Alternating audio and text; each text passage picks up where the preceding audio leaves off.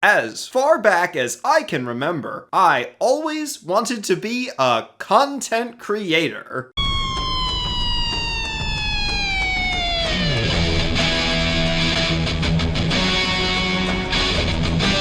And now I am, following the release of Storytelling Street, How to Write a Relatable Protagonist. Hi, my name is Anthony, and you just got off the bus at Storytelling Street. I have received a great deal of feedback about that video, but one thing that struck out to me was concerns people had about my referring to Martin Scorsese as my favorite underrated filmmaker. Clearly, people do not understand how great the films of Martin Scorsese are, because if they did, they would agree he is underrated. For this video, I have adopted a more personal technique to study the art of cinema. What better way to explore the depth of Scorsese's filmography, the significance of his topics, and the evolution of his filmmaking than with a ranked list? For this installment of Storytelling Street, I have prepared the top 12 Martin Scorsese movies. Now, before we begin, this is my list. Everyone has a list, but this is mine. You can't have it. Now, with that out of the way, let us embark into the world of Scorsese. Number 12. The Departed. The Departed is a remake of a 2002 Hong Kong action thriller called Infernal Affairs, which is Mandarin for internal affairs. In The Departed, Matt Damon plays a rat in the Boston Police. Leonardo DiCaprio also plays a police officer who is a rat in Jack Nicholson's gang, who is himself a rat. The Departed was a critical and commercial success and won several accolades, including 4 Academy Awards at the 79th Academy Awards for Best Picture, Best Director, Best Adapted Screenplay, and Best Film Editing. It became Scorsese's first and to date only win for Best Director. Wait, only win for Best Director? Then it can't be number 12. It has to be at least number 9. The Departed. The Departed. The Departed, like many Scorsese films, contains shots from other movies, which is known as an homage. Here, we see a shot from Looney Tunes' Duck Amuck. This is a close-up? A close-up, you jerk! A close-up! Scorsese also uses subtle choices that demonstrate his auteur status, like keeping Jack Nicholson in darkness, because he is evil. This is the only one of Scorsese's many crime movies that is set in the modern day and takes full advantage of that setting with modern touches like flip phones, homophobic slurs, Patriot Act. I love it, I love it, I love it. and microprocessors. What I have for you is microprocessors. Microprocessors. Microprocessors. Micro what? Microprocessors. We'll probably be at war with the Chinese in 20-odd years. Scorsese has the guts to portray an underrepresented group in cinema, extremely sweaty guys, to which several, including myself, belong. Martin Scorsese's filmography is like a bag of potato chips. They are all similar and very good, but some are even better than others. What makes The Departed truly a masterwork is that it is easy to watch. Bravo, Maestro Scorsese. Number 8. The Departed. The Sopranos. The Sopranos is unique among Scorsese's repertoire for 3 ways. 1. It is the only television show Scorsese worked on. 2. It is the only project in which he appears. Wow. Marty! Condone! I liked it. And 3, thirdly, it is the only Scorsese work to discuss the American dream. Don't believe me? Let us look into how Tony Soprano's experience is an exact reflection of the dream of living in America. The Sopranos tells the saga of Tony Soprano. Tony is fat, stupid, and has an East Coast accent. He tries to leave, you break his other neck. Despite that, he still lives comfortably and has a close circle of recurring characters. They spend the majority of their time together not working, but hanging out at a local spot where they consume. Tony's closest friend is characterized by being horny and having a prominent facial feature. Tony is married to a hot wife with a shrill voice. God, I wish that were me. Tony and his shrill wife have 2 teenage children, the older being a girl and the younger being a boy. The girl, whose name begins with an M, sucks. Tony Gabagool, Grandma. It's nothing but fat and nitrates. Gabagool. Over here. And the boy is stupid, even stupider than his dad. There are several moments throughout the series where we, the audience, are encouraged to laugh at his stupidity. What are you getting in science? D+. See what I can do. This is the ideal nuclear family dynamic that modern Americans crave in their family life, making Tony the American dad. Number 8. Goodfellas. Goodfellas is one of Scorsese's most iconic films, with one of his most likable casts. Everyone is here, from Joe Pesci to Robert De Niro. Even Tommy's mother is played by legendary film actress Catherine Scorsese. Interestingly enough, in Jimmy Conway's introduction, Scorsese foreshadows the project that will reunite Robert De Niro and Joe Pesci. Goodfellas features one of Martin Scorsese's favorite topics: Italian Americans and their cultural predispositions towards violence and eating. The characters are constantly committing violence or eating. Our protagonist, Henry Hill, is an Italian American. Goodfellas employs first-person narration from Henry. As far back as I can remember, I always wanted to be a gangster. And opening in media reservation, which are often lazy techniques, but here they are good. Henry enjoys advantages of mob life, like knowing all the shortcuts. This impresses Karen, his girlfriend, because women, of course, love speed running. By the way, this shot was all done in one take, which is the superior way to shoot any scene, but can only be accomplished by the most skilled and well-endowed filmmakers. Nothing engorges my penis, or the penises of other film enjoyers, like a shot with no cuts. This film is full of the kind of action and stylish cinema that only Scorsese delivers. A clever detail you might not notice on your first viewing is that Henry does nothing wrong.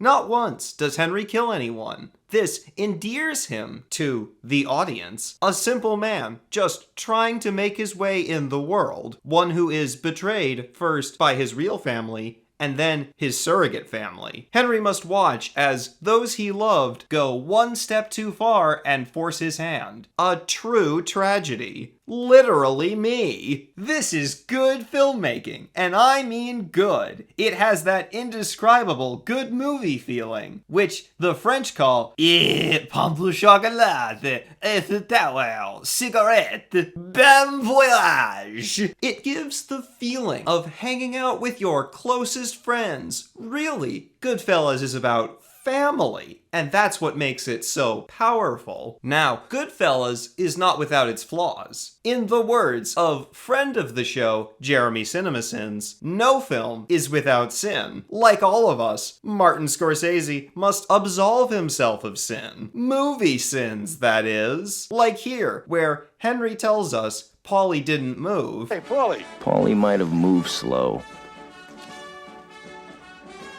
But then 5 minutes later, Henry says Paulie moved a lot. For a guy who moved all day long, Paulie didn't talk to 6 people. If you're willing to overlook such flaws, you'll find this film is a true diamond in the rough. One of the earliest champions of Martin Scorsese's work was Roger Ebert, the legendary film critic. You know, in the film business, we kind of came in together because at my first Chicago Film Festival in 1967, I reviewed your first film, and I predicted in that article that you would be a great director, and boy, was I right. They had a devoted friendship based on their love of cinema, or film brothers, as we would identify them today. However, Roger Ebert doubted that the medium of video games had the same storytelling potential as film. Scorsese, a lifelong gamer, disagreed and made Mafia 2 number 7. The Departed. To demonstrate that all of his gangster cinema storytelling techniques could translate to a video game, like eating,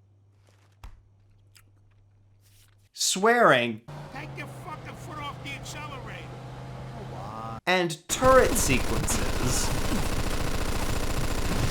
Mafia 2 takes place in the fictional city of Empire Bay and follows the rise and fall of Vito Scaletta, an Italian immigrant who rejects the gig economy in favor of a life of crime. When he gets caught, he is sent to Sicily to fight Nazis and learns how cool the Mafia is, and attempts to join the Mafia 2 when he returns home to the fictional city of Empire Bay. Although Vito is a criminal, he is still a nice guy who stands up for women by beating up the men harassing them and then stealing their cars. Stealing cars is a big portion of the gameplay in Mafia 2, and so is shooting guns. Many video games involve shooting guns, but what makes Mafia 2 better than them is that Scorsese understands the best gun is the Tommy gun, and should be used over all other firearms. I have over 158 gigabytes of footage of this game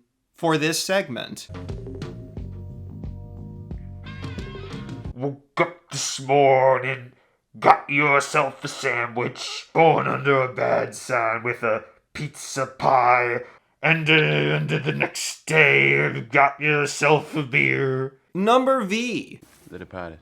The Wolf of Wall Street. I have never done cocaine, but I imagine it's like watching this movie. The Wolf of Wall Street breaks from traditional criminal narratives because, unlike in most crime stories about the rise and fall of a criminal, Jordan is able to use his wealth from his crimes to avoid punishment, and his reputation as a successful capitalist from his crimes to acquire even more wealth through venues like public speaking and writing his autobiography and selling the rights to his autobiography for $1 million to a film studio for a film that was in development when this film was written. Because much of the film involves advanced financial mechanics, Martin Scorsese employs the device of having Jordan directly address the audience on screen to explain them. This would become a popular technique in the video essay, the evolution of which is a subject I hope to cover another time. Film, television, video games, video essays. Scorsese's talent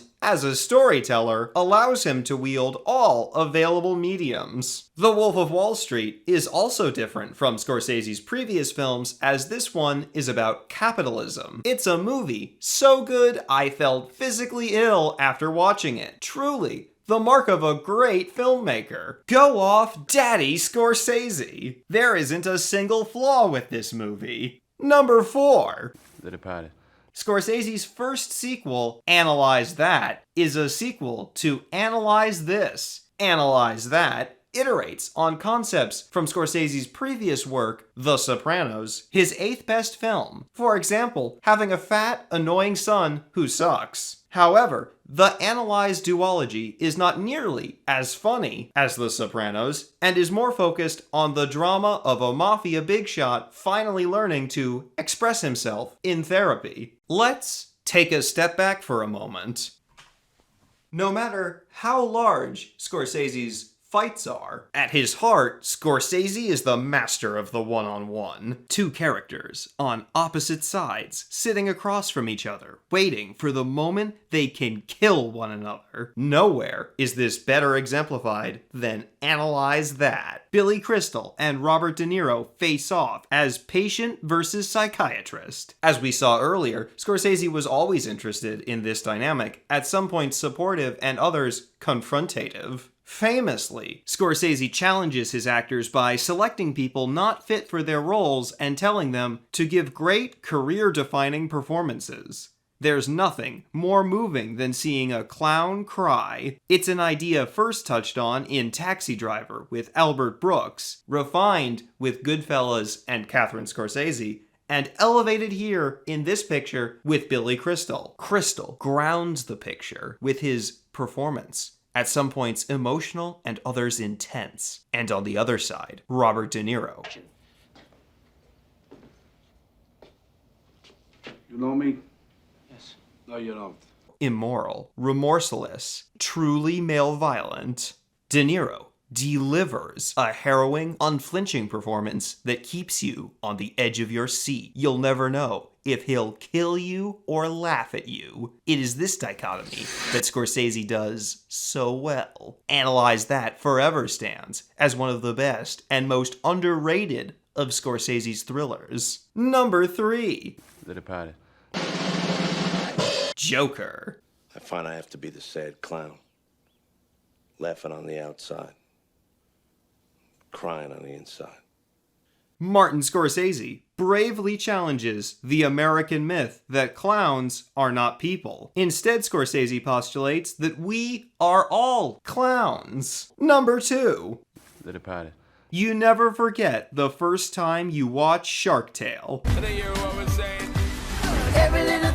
Like many of Scorsese's films, Shark Tale has a morally ambiguous protagonist who adopts a false persona, like Colin Sullivan in The Departed, and uses other people's money to gamble, like Jordan Belfort in The Wolf of Wall Street. Truly, Scorsese created a style that cannot be replicated. Many people do not even consider this one of Scorsese's films, but that is just an example of their anti-animation bias. Consider that my previous 2 examples, The Wolf of Wall Street and The Departed, were about a wolf and several rats. So really, a film about fish is not that far out of Scorsese's filmography. So, checkmate, film snobs. Animation is a medium, not a genre. Truly, Scorsese created a style that cannot be replicated. Scorsese portrays Italian Americans as killing and eating machines who use violence and eating as rites of passage in their society. I don't know how else to say this to you, Lenny. You see something, you kill it, you eat it, period. Thanks. That's what sharks do. That's a fine tradition. What's the matter with you? Like many of Scorsese's films, which all push at the societal boundaries of social norms in order to provoke questions about our society, there were protests about the content of this film. The Columbus Citizens Foundation, named after Christopher Columbus, noted Italian slave owner and rapist If they say John Gotti, you tell them Rudolph Giuliani. condemned the film for introducing young people to the idea that people with Italian names are gangsters. The Christopher Columbus Citizens Foundation also accused DreamWorks co-founder Steven Spielberg of being hypocritical for supporting the film's creation despite his high-profile association with causes dedicated to fighting racial and ethnic prejudice. Because if there's anything the Columbus Citizens Foundation would know, it's racial and ethnic prejudice. In 2019, Scorsese's career culminated with the return of his frequent collaborators Robert De Niro, Joe Pesci, and Al Pacino for The Irishman, a towering achievement in filmmaking. However, I prefer his 2011 prequel, Kill the Irishman. You give this to the man who kills the Irishman. Kill the Irishman takes place in the fictional city of Cleveland and follows the rise and fall and rise of the Irishman. Both Irishman films deal with the corruption of unions. As the Irishman takes over the union, repaint these goddamn stairs. What color do you want? Green. By defeating the union president's single-hired goon in a boss fight, getting busted, and then becoming an enforcer, and then finally an independent. In The Irishman, Martin Scorsese returns to many previous themes, like the transition from being in the army to being in organized crime. You got orders, you follow them. They tell you to bring some prisoners into the woods, you know, and then they don't tell you what to do. But they just say, hurry up. I'm talking about taking somebody out. just because someone points his finger at him and tells you to do it. I was in the war, Mr. Guarino. All I did was kill people I was told to kill. People the president pointed his finger at.